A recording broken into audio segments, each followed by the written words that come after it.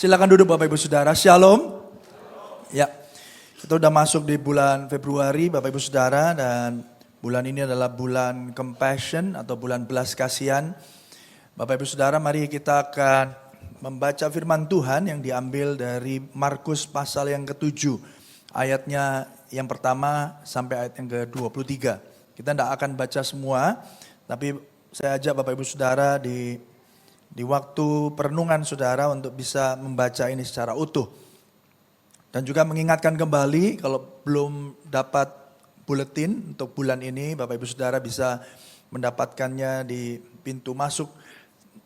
Karena di dalamnya Bapak Ibu Saudara juga akan melihat ada benang merah dari apa yang saudara dengar di setiap minggunya. Ya, jadi ini tidak terlepas dari topik-topik yang dibahas di setiap minggunya. Ya, jadi Bapak Ibu Saudara, itu yang gereja sedang kerjakan hari ini. Jadi kalaupun hari ini atau minggu lalu saudara tidak dapatkan sesuai dengan buletin, saudara bisa lihat di YouTube channel GBI Diaspora Sejahtera atau Diaspora Sejahtera Official. Bapak Ibu Saudara bisa lihat topiknya atau judul khotbahnya akan sama dengan yang ada di buletin.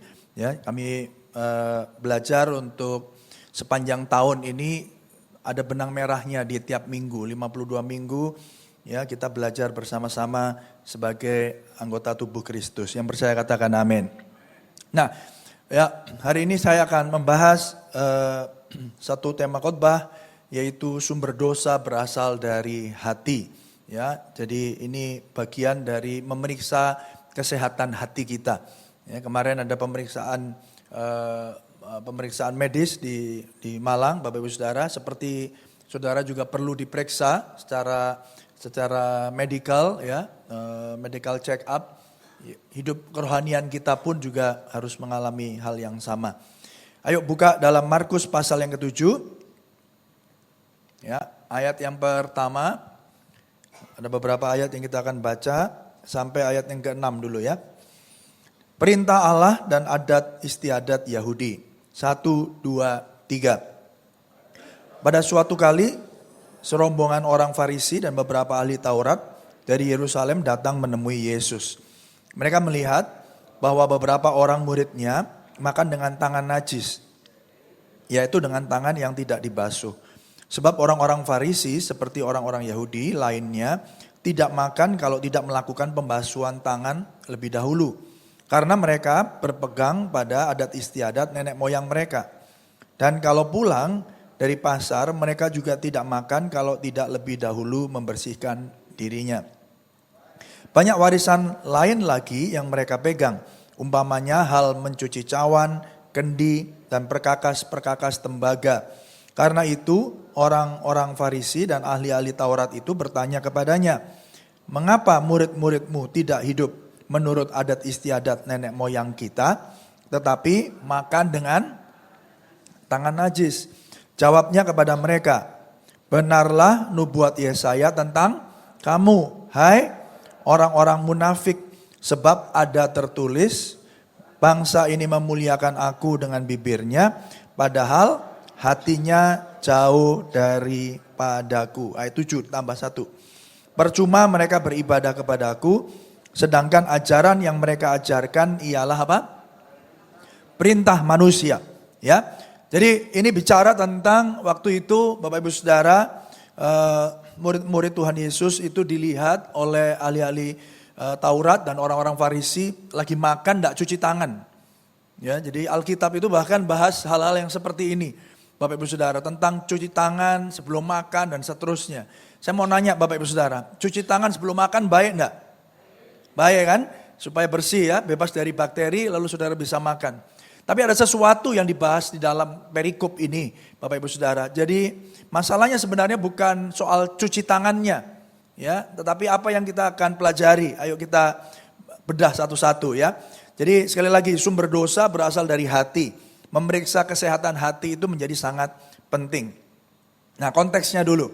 Konteksnya, Bapak Ibu Saudara, itu konflik dengan para pemimpin agama yang sering terjadi dalam pelayanan Yesus. Jadi ini bukan pertama kalinya.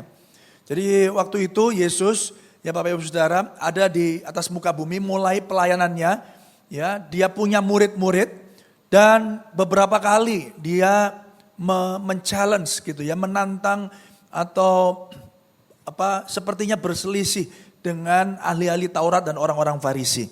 Ya, dan itu terjadi dan salah satunya ada di Markus pasal yang ke-7 ini. Ya, jadi ketika itu orang-orang Farisi, orang ahli-ahli Taurat itu selalu tertarik dengan apa yang dikatakan oleh Tuhan Yesus. Jadi ketika Tuhan Yesus ada mengajar, mereka juga pasti ada. Ya, mereka ini bukan untuk mendengar, tapi untuk menganalisa, ngecek gitu, salahnya di mana. Ya, salahnya di mana. Jadi Bapak Ibu Saudara, ternyata ya kehadiran seseorang ya di dalam kerumunan pada waktu itu tidak semuanya rindu untuk mendengar apa yang Tuhan Yesus ajarkan. Tetapi beberapa dari mereka datang untuk apa? Untuk ngecek, untuk menganalisa, untuk ngamat-ngamati. Ya, bagian ini kayaknya dia ini penistaan agama ini. Ya, Bapak Ibu Saudara, jadi itu terjadi. Tidak hanya hari ini saja. Ya, jadi banyak orang berkerumun, Bapak Ibu Saudara datang di satu acara besar, ya bukan untuk mendengarkan firman, tapi dilihat ini nanti hamba Tuhannya keseleo di mana. Ya, kalau bisa direkam, ya kalau bisa nanti diviralkan. Nah, gitu Saudara ya. Jadi ini yang terjadi. Ya kalau zaman sekarang kan masuk TikTok, masuk Instagram, ya masuk sosial media. Ya, jadi sekelompok pemimpin agama datang dari Yerusalem untuk mengamat-ngamati Yesus. Jadi Bapak Ibu Saudara ini di Galilea itu datang dari Yerusalem. Ya niat ya. Jadi benar-benar diniatin. Ya benar-benar diniatin. Punya niat untuk datang. Bukan untuk penasaran tentang apa yang diajarkan supaya bisa mengubahkan hidup mereka. Tetapi dicari salahnya di mana. Ya. Nah ketika itu yang ketiga tuduhan. Ya ternyata mereka mulai menemukan. Nah benar kan? Ini gak beres nih orang. Ya. Murid-muridnya aja dibiarin makan tanpa apa? Cuci tangan. Padahal cuci tangan menurut tradisi agama Yahudi itu penting. Ya, itu dilakukan. Ya, jadi murid-murid makan dengan tangan najis, enggak basuh tangan. Itu bertentangan dengan tradisi nenek moyang mereka. Jadi ini konteksnya. Konteksnya ini Bapak Ibu Saudara ya. Latar belakangnya, peristiwanya, ya perikop ini bicara tentang bagaimana tradisi nenek moyang orang-orang Yahudi itu dipertentangkan dengan hukum Taurat atau firman Tuhan. Nah, dengan konteks ini, latar belakang ini, masalahnya di mana sebenarnya? Ya, kan sebenarnya benar orang-orang ahli Taurat ngomong harusnya makan sebelum makan ya cuci tangan, apalagi hari-hari ini kan begitu ya. Ya kita tahu bakteri dan seterusnya, ya itu sesuatu yang benar, sesuatu yang sehat.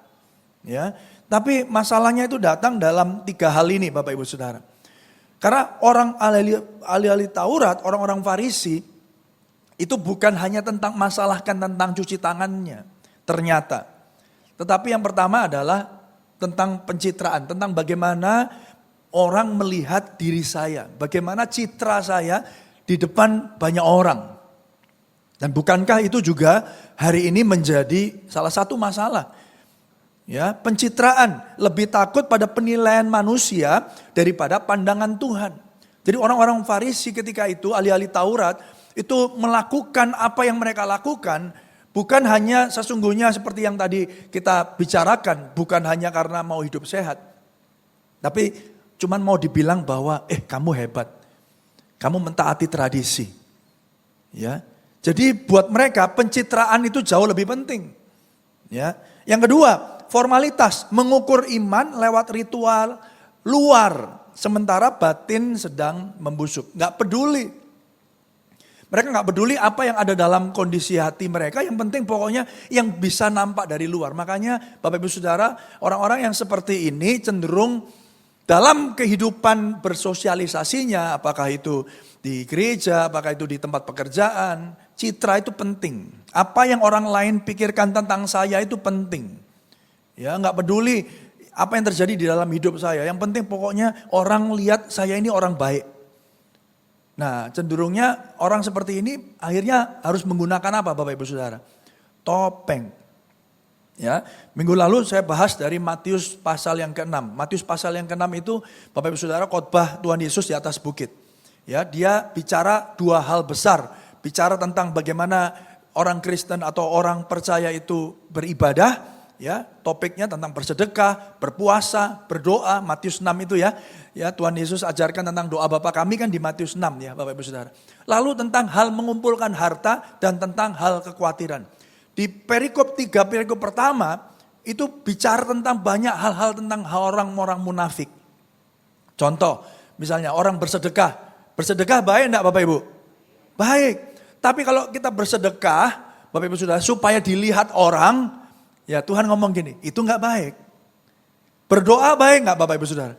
Baik. Tapi Tuhan ingatkan di Matius 6, kalau doamu bertele-tele supaya kamu dipuji, dan kamu berpikir semakin panjang doamu, dan akhirnya Tuhan mendengar, itu yang enggak baik. Betul enggak? Ya, berpuasa baik enggak Bapak Ibu? Saya nanya, baik enggak? Baik, baik buat kesehatan, ya baik untuk fokus kita, relasi kita dengan Tuhan, Bapak Ibu Saudara. Tapi Tuhan mengingatkan, jangan seperti orang munafik. Kalau puasa, basuh mukamu, kelihatan seger, jangan kelihatan lemes, loyo. Loh kenapa ditanya? Pas ditanya, iya saya sudah puasa 3 bulan. Waduh, itu puasa apa kelaparan saudara ya?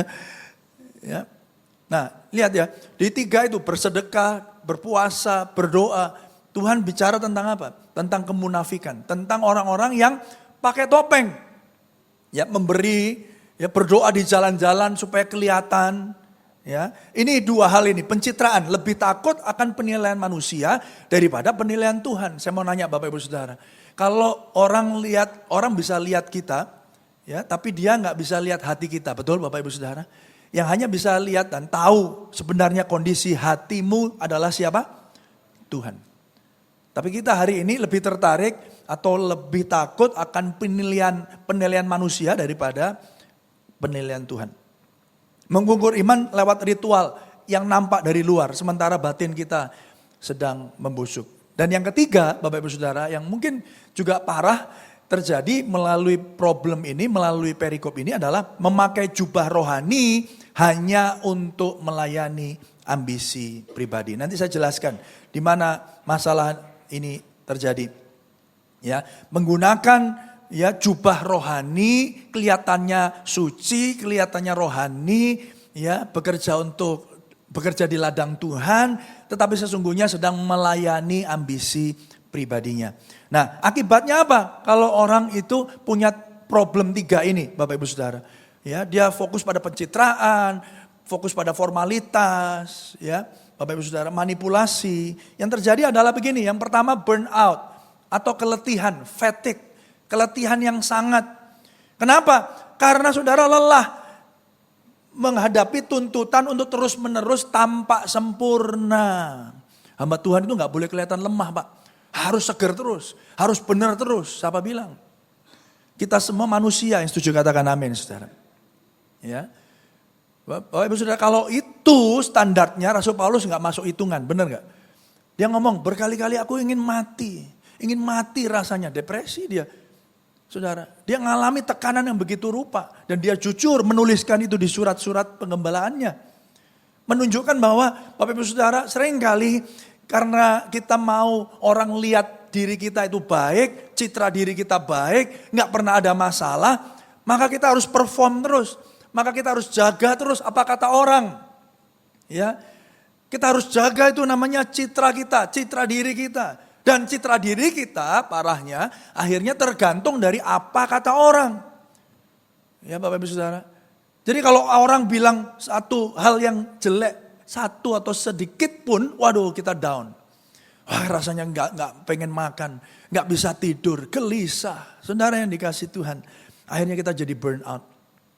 Hidup kita hanya untuk membuktikan bahwa saya adalah cukup baik bagi orang-orang yang ada di sekitar kita. Yang kedua, pada akhirnya kalau kita seperti itu tadi kan di awal dikatakan pakai topeng ya. Pakai topeng, ya beda di gereja sama di rumah, beda di pekerjaan sama waktu dengan keluarga. Akhirnya apa? Lama-lama itu jadi topeng permanen kita. Ya, kita sudah bisa atau biasa hidup dalam dualitas itu. Ya, kita bisa dengan mudah Bapak Ibu Saudara melepas topeng lalu memakai topeng itu. Ya, ketika kita berhadapan dengan orang-orang luar, wah, bahasanya santun, luar biasa. Selamat pagi. Apa kabar Bapak Ibu sekalian? Wah gitu ya. Sopan santun. Pas waktu di rumah topengnya dilepas. Wah bahasanya penuh dengan bahasa kebun binatang. Saudara, menganggap keterbukaan itu sebagai aib. Sehingga kejujuran terkubur oleh rasa takut dihakimi. Jadi orang yang seperti ini awalnya mungkin Bapak Ibu Saudara nggak punya kerinduan atau keinginan seperti itu. Tapi ini yang terjadi. Karena sering kali atau lebih sering pakai topeng, akhirnya apa Bapak Ibu Saudara? Ya udah, pakai topeng aja terus. Ya, kenapa? Karena kalau aku buka ini jadi aib, memalukan. Aduh, apa kata dunia? Dan yang ketiga Bapak Ibu Saudara, kesesatan. Tanpa sadar mereka bisa menyetir Tuhan lewat tumpukan jasa dan ketaatan semu. Nah ini tadi, ini Bapak Ibu Saudara yang dibicarakan tentang memakai jubah rohani untuk melayani ambisi pribadi.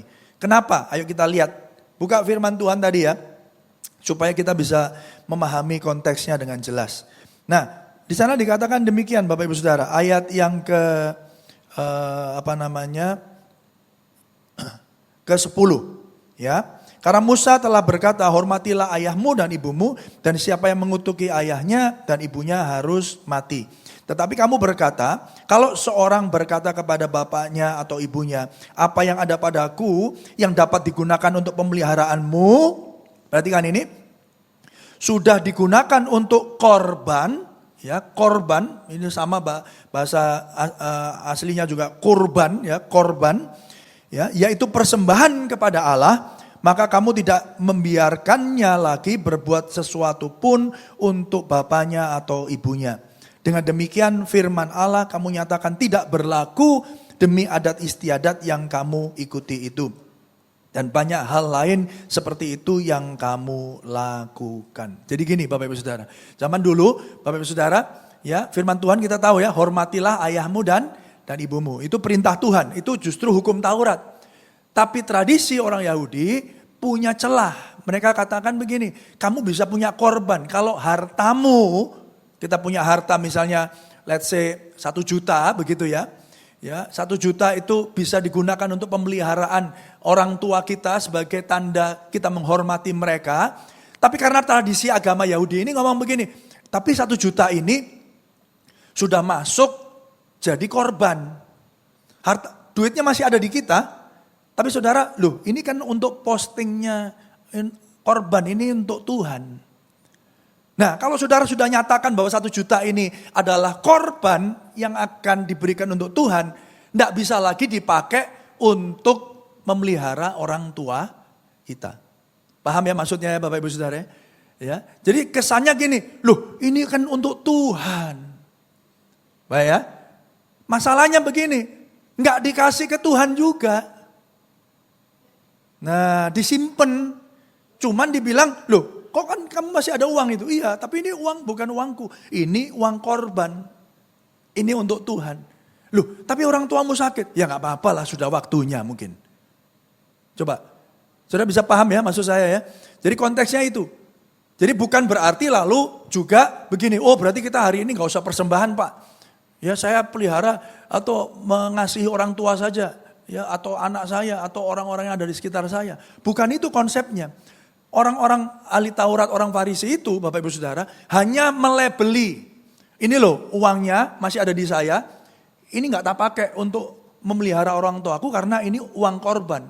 Tapi sesungguhnya mereka mau pakai itu untuk diri mereka sendiri.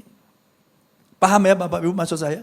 Atau berikutnya, kalaupun mereka itu dipersembahkan untuk Tuhan, ya mereka melakukannya dengan sebuah motivasi ya yang rohani, kelihatannya rohani, tetapi sesungguhnya untuk melayani ambisi pribadi. Loh ini kalau nggak tak kasih ke Tuhan, nanti aku nggak diberkati. Akhirnya apa yang terjadi? Transaksi sama Tuhan. Jadi akhirnya gini, oh ternyata kamu mau baik-baik sama Tuhan, itu supaya kamu diberkati toh. Paham ya maksudnya Bapak Ibu Saudara? Jadi ini yang terjadi.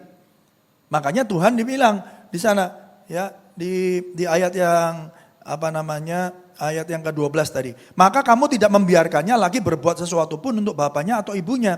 Dengan demikian firman Allah kamu nyatakan tidak berlaku demi adat istiadat yang kamu ikuti itu. Dan banyak hal lain seperti itu yang kamu lakukan. Ya, jadi jangan salah. Ya, saya juga tidak sedang memajarkan Bapak Ibu Saudara, kalau gitu enggak perlu persembahan untuk Tuhan melalui gereja. Itu juga keliru. Ya, tapi apa intinya ternyata dari itu Bapak Ibu Saudara? Ya, ayo kita lihat satu persatu. Ya, akibatnya tadi ya. Nah, ternyata ada jebakan ritual yang kosong. Tuhan Yesus mengutip Yesaya 29 ayat 13 ini.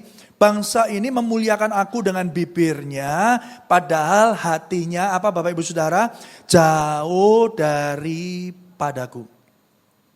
Jadi ternyata Bapak Ibu Saudara, Tuhan itu enggak ngomong begini, sudahlah kita tahu aturan. Ya memang aturan dibuat untuk diikuti, tapi aku mau kamu memeriksa jauh lebih dalam, yaitu motivasi hati. Itu jauh lebih penting. Yang setuju katakan amin. Katakan kanan kirimu, lihat hatimu ya. Kenapa? Karena ibadah tanpa relasi itu adalah kemunafikan. Ya.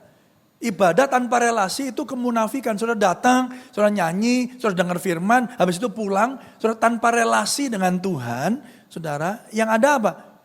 Saudara mau cuman dapat atau pertama memenuhi syarat, yang kedua Bapak Ibu Saudara apa?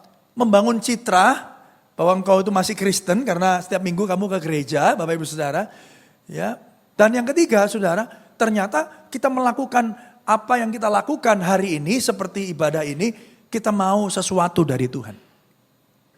Itu kalau bukan munafik apa Bapak Ibu? Ya. Sama seperti saudara baik-baikin orang karena saudara hari ini sedang butuh dia. Ada yang pernah ngalami seperti itu? Saudara dibaik-baikin orang, tapi kalau sudah dia enggak pernah telepon, saudara sakit pun enggak pernah dikunjungi. Betul enggak Bapak Ibu Saudara? Tapi waktu lagi butuh-butuhnya, wih, setiap 5 menit di WA saudara. Halo? Anybody home? Benar enggak Bapak Ibu Saudara? Lah kok kita sering kali sama Tuhan juga begitu. Ya, ibadah tanpa relasi adalah kemunafikan. Tuhan enggak bilang bahwa cuci tangan itu enggak penting. Iya, karena harus cuci tangan karena buat bakteri. Masalahnya kamu tegur itu karena apa? Ada sesuatu dalam hatimu. Ya, kamu cuman fokus pada citra, pada formalitas, tapi enggak lihat kondisi hatinya. Nah, topeng itu bernama korban. Nah, ini tadi yang saya jelaskan ya. Yesus menyingkapkan bukti nyata penyimpangan hati mereka. Jadi demi adat istiadat mereka mengabaikan perintah utama Allah untuk menghormati orang tua. Ya, mereka memanfaatkan istilah korban, persembahan kepada Allah sebagai alasan teologis untuk menghindari tanggung jawab mereka merawat orang tua mereka. Ya, tadi yang kita baca. Baca sama-sama yang terakhir ini saudara. Keengganan untuk mentaati firman Tuhan ditutupi dengan hal-hal yang nampaknya apa? Baik dan rohani. Sesungguhnya itu saudara sedang enggan atau menghindari mentaati firman Tuhan. Bahasa gampangnya apa? Cari alasan. Cari alasan, menjustifikasi. Cari ayat yang sesuai dengan keinginan hati kita. Itu intinya dari peristiwa ini. Halo? Sudah dapatkan sesuatu? Amin? Ya, jadi mereka bahkan begini, mereka menggunakan alasan-alasan yang nampaknya baik, bahkan tidak cuma baik, alasan-alasan yang nampaknya rohani untuk kepentingan diri sendiri. Halo? Banyak orang bahkan menggunakan kesempatan untuk melayani Tuhan di gereja. Loh, aku kan pelayanan. Tapi dengan mengorbankan apa? Mengorbankan keluarga, pasangan, anak-anak mereka. Kenapa? Karena ketika aku di pelayanan, aku dipuji orang. Aku ditepuk tangannya orang. Waktu aku pelayanan, aku didengerin. Di rumah, kamu ngomel aja sih. Makanya pasangan-pasangan ya, sama-sama istri maupun suami, ya, mari bangun relasi kita, ya, antara suami dan istri dengan sehat berdasarkan firman Tuhan. Yang percaya katakan amin. Ya. Suaminya merasa nggak pernah didengerin. Ya, ketika dia pelayanan dia didengerin. Kayak saya nih didengerin semua. Ya, walaupun saudara mungkin nggak mau dengerin saya, tapi ya terpaksa denger kan gitu kan. Daripada ngapain lagi, ya udahlah rungokno aja gitu kan. Tapi kalau saya itu berhalanya penerimaan, saudara tepuk tangan, saudara senyum sama saya seneng enggak? Tambah seneng. Ya. Pas di rumah, wah istri saya ngomel terus misalnya. Ayo sana cuci piring, ayo sana ngepel, ayo sana betulin genteng. Wah mending ke gereja aja. Alasannya baik enggak? Ini bukan curhat loh ya Bapak Ibu ya. Ya, istri saya enggak pernah nyuruh saya. Ya, dia minta tolong sama saya. Podo aja ya saudara. Enggak ya saudara. Ke gerejanya benar enggak? Baik enggak? Baik. Tapi kalau itu untuk pelarian, sesuatu yang keliru. Nah, yang bisa membedakan apa? Sama-sama pergi, sama-sama pelayanannya, sama-sama khotbahnya, sama-sama jadi WL-nya. Halo? Yang bedakan apa? Hatinya. Jadi kadang-kadang keengganan untuk mentaati firman Tuhan itu ditutupi dengan hal-hal yang nampaknya baik dan rohani. Kalau udah gini istrinya ulang tahun, sorry ya mah, aku ada pelayanan, tak tinggal dulu ya, ini untuk Tuhan loh. Wah, baik enggak? Baik pelayanan kok. Tapi dalam hati, syukurin. Ya, kamu sih nyuruh-nyuruh aku terus, tak tinggal kamu. Wah, halo? Saya pakai contoh saya aja supaya dibilang enggak nyindir orang, ya kan? Ya kan, Bapak Ibu Saudara? Ini harus hati-hati. Ya, harus hati-hati. Jadi hal-hal yang baik, hal-hal yang nampaknya baik bisa digunakan untuk apa? Sebagai alasan sebenarnya untuk kita menghindar dari firman Tuhan. Nah, ayo sekarang kita definisikan ulang. Kenajisan yang sesungguhnya itu apa yang dibahas sama Tuhan Yesus. Matius 7 ayat 15 dikatakan demikian. Apapun dari luar tidak dapat apa? Menajiskannya. Tetapi apa yang keluar dari seseorang itulah yang apa? Yang menajiskannya. Di sini Tuhan sedang mengkoreksi alam pikir kita bahwa begini Bapak Ibu Saudara, yang menajiskan orang itu bukan apa yang datang dari luar, tetapi apa yang dari dalam keluar. Jadi masalahnya bukan bakteri yang ada di tangan, tetapi dosa yang ada di dalam hati. Itu jauh lebih penting. Walaupun mencuci tangan, ya, menghindari bakteri itu perlu, Bapak Ibu Saudara, tapi memeriksa hati itu jauh lebih penting. Kenapa? Karena semua yang keluar dari mulut kita, apa yang kita lakukan, tindakan-tindakan kita, itu asal muasalnya dari mana Bapak Ibu? Dari hati. Nah ini pelajaran anatomi ya, tapi anatomi hati manusia. Hati adalah pabrik berhala dan sumber polusi dosa. Kita bisa lihat di Yeremia 17 ayat 9. Sepanjang tahun kita akan terus mengulangi ini. Supaya kita tahu sebenarnya kalau itu semua didasarkan oleh kita sendiri, Bapak Ibu Saudara, kita ini manusia berdosa. Oleh karena itu kita setiap hari membutuhkan anugerah Tuhan. Yang percaya katakan amin. Ayo beri tepuk tangan yang meriah bagi Tuhan kita. Betapa liciknya hati, lebih licik daripada segala sesuatu. Jadi kalau saudara ada celah untuk saudara bisa dapat untung, itu akan ambil kok. Ambil kalau itu bergantung pada dirimu sendiri dan bergantung pada hati kita, manusia kita sendiri. Jadi sumber dosa adalah internal, bukan eksternal. Yang setuju katakan amin. Sesuatu yang kelihatan itu berasal dari dalam yang tidak kelihatan. Jadi yang dibereskan apanya? Yang dalam. Halo? Betul ya Bapak Ibu Saudara ya? Saudara perhatikan ini. Ya, perhatikan ini. Nah, itu sama seperti kalau di bagian tubuh kita. Ya, saya kasih contoh Bapak Ibu Saudara. Enggak harus misalnya gini, enggak harus Bapak Ibu Saudara satu penyakit itu ya harus difokuskan kepada satu organ tubuh. Karena apa? Tubuh ini saling berkaitan. Betul ya? Ya beberapa waktu yang lalu saya medical check up atau tes lab gitu ya. Fungsi ginjal saya lagi menurun. Ya. Padahal mertuanya dokter bedah ginjal, saudara. Ya, ini contoh yang nggak baik, saudara. Ya. Kurang minum lah, apalah gitu ya. Nah, kenapa kok menurun? Dilihat sama dokternya. Bukan hanya ternyata ginjalnya yang dilihat. Tapi apanya Bapak Ibu Saudara? Dua hal yang mempengaruhi ginjal. Tekanan darah sama apa? Gula, ya. Kadar gula darah. Padahal ginjal.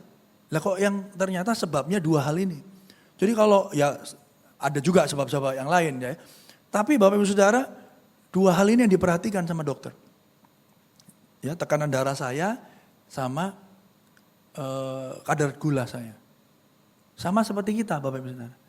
Kadang kehidupan kita itu yang dilihat cuma nampak luarnya. Ya, kamu tadi kok berdoamu salah. Berdoamu itu lipat tangan. Ya, yang benar lipat tangannya itu gini.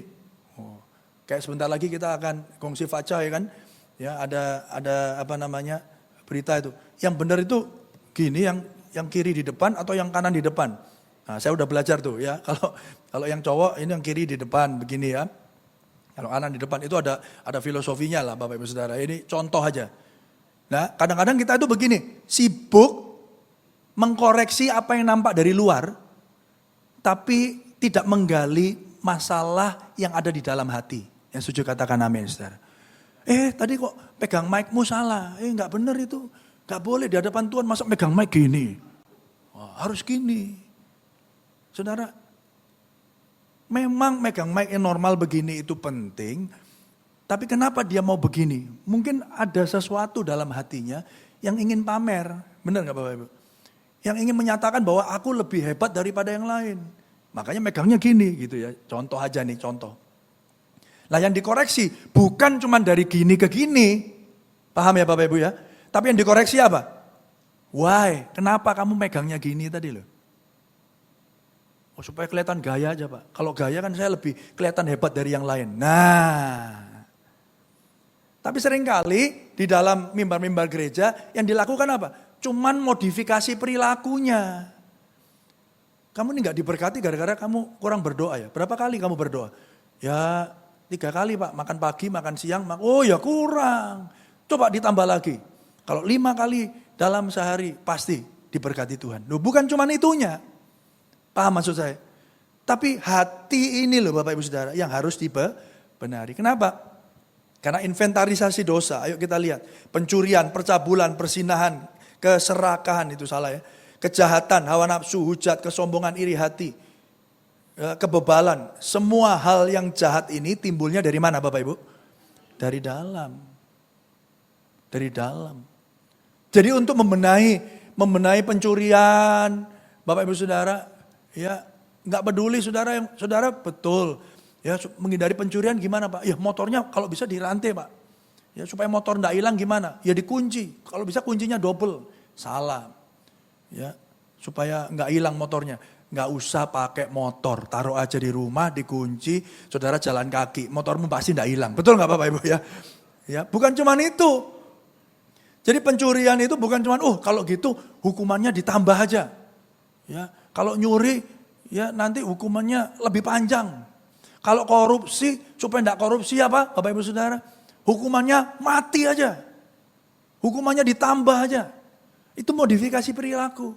Tapi kenapa orang itu korupsi? Kenapa orang itu merasa enggak puas terus dengan apa yang dia punya? Itu ada di dalam hatinya.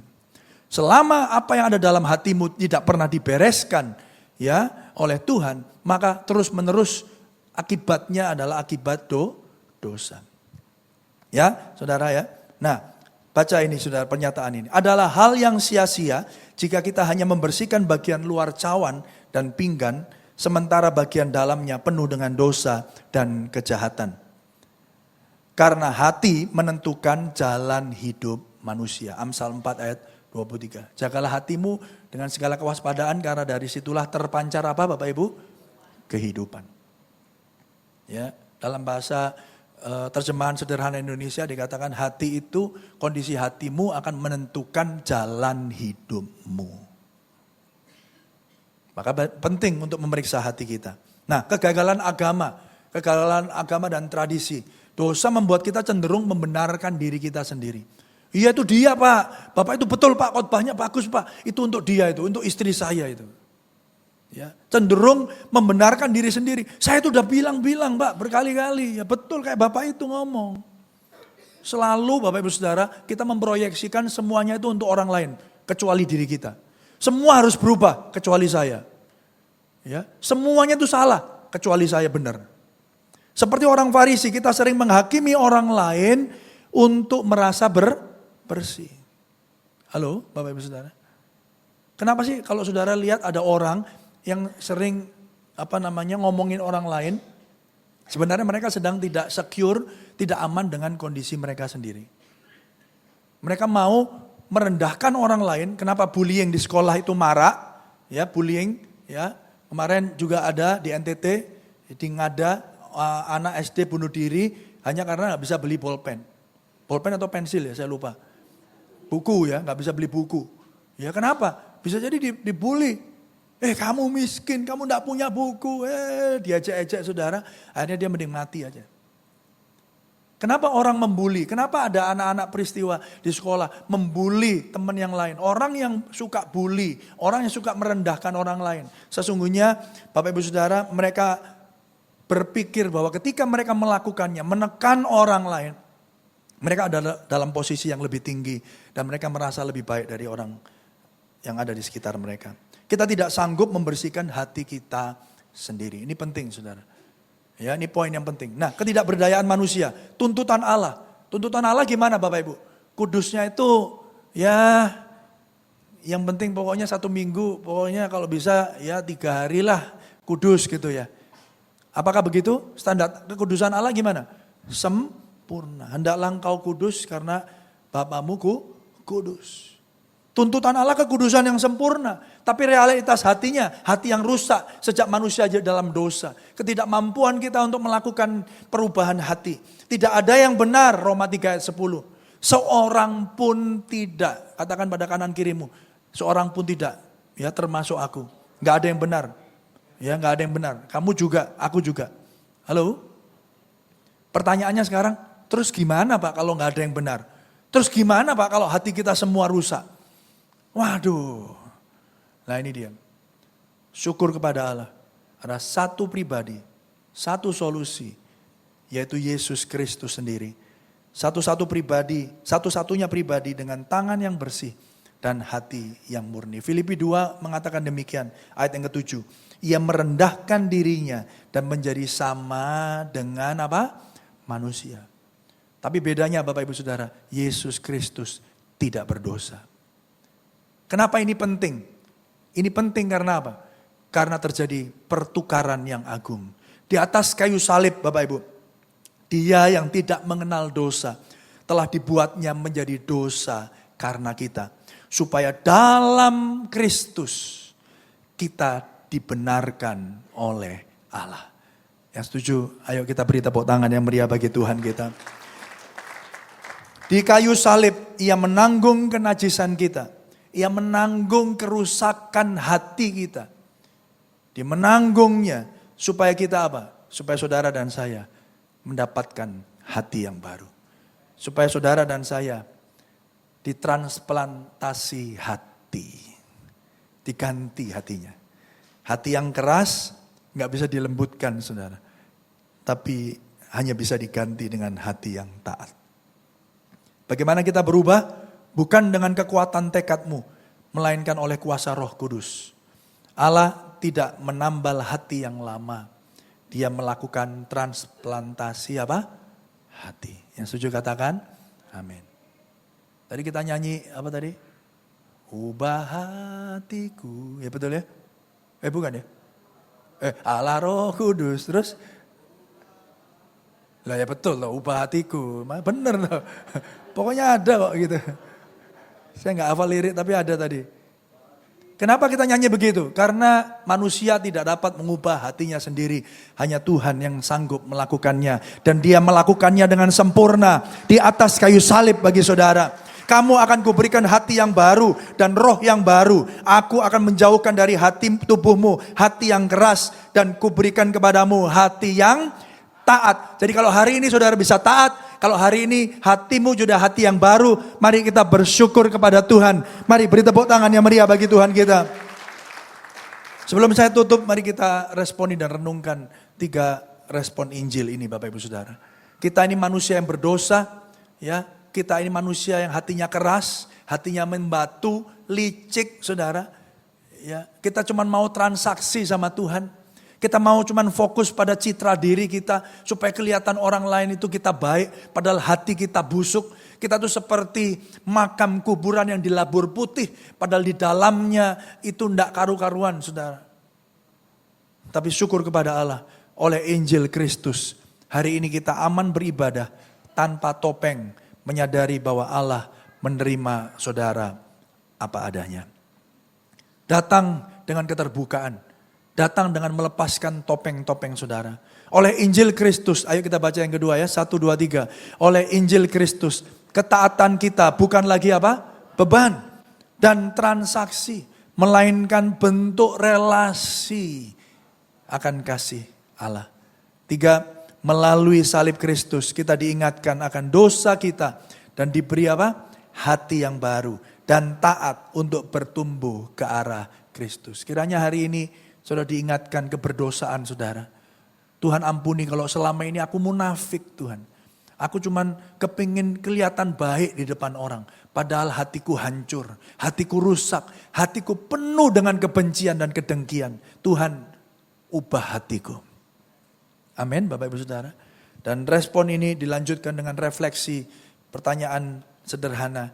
Di manakah letak perbedaan antara wajah saya di gereja dengan kejujuran saya di rumah? Kalau hari ini beda, bertobat saudara.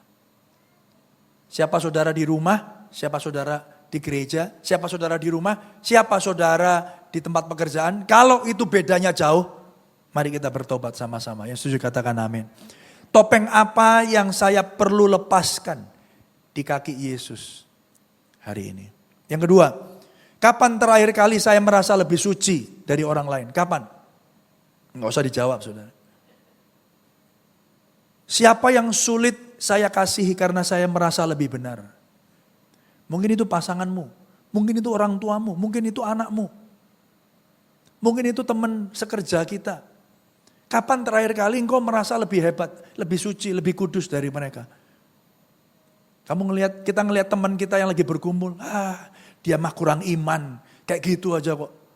Depresi, kayak gitu aja kok. Harusnya kayak saya ini. Saudara, kapan terakhir kali kita merasa lebih kudus, lebih baik daripada orang lain? Dan yang ketiga, apakah saya taat hanya untuk menyuap Tuhan demi berkat-Nya? Atau sebagai respon syukur karena Dia telah terlebih dahulu mengasihi saya?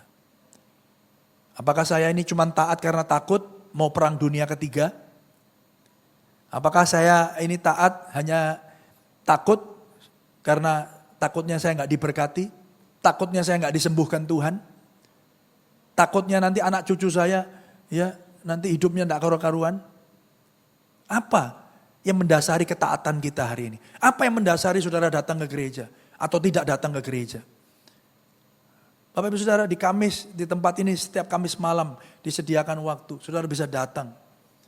Tapi saudara datang, tidak datang, itu Bapak Ibu Saudara bukan cuma karena dia absen, tidak pernah ada yang absen juga. Tapi apa yang mendorong hati saudara untuk datang? Apa yang membawa saudara datang ke tempat ini setiap hari Minggu? Itu menjadi sangat penting. Apakah itu cuma transaksi aja? Apakah karena engkau berharap sesuatu dari Tuhan? Engkau menantikan berkat-Nya, bukan si pemberi berkat. Saudara, itu pertanyaan-pertanyaan yang kita harus tanyakan hari ini. Oleh karena itu Bapak Ibu Saudara, mari sekali lagi oleh Injil Kristus, Bapak Ibu Saudara boleh datang melepaskan topengmu. Engkau tidak harus terlihat baik di depan orang. Kadang-kadang kita bisa terlihat lemah. Supaya apa? Supaya temanmu bisa mendoakan saudara. Yang percaya katakan amin. Makanya kenapa mesbah keluarga penting. Makanya kenapa sel group itu penting.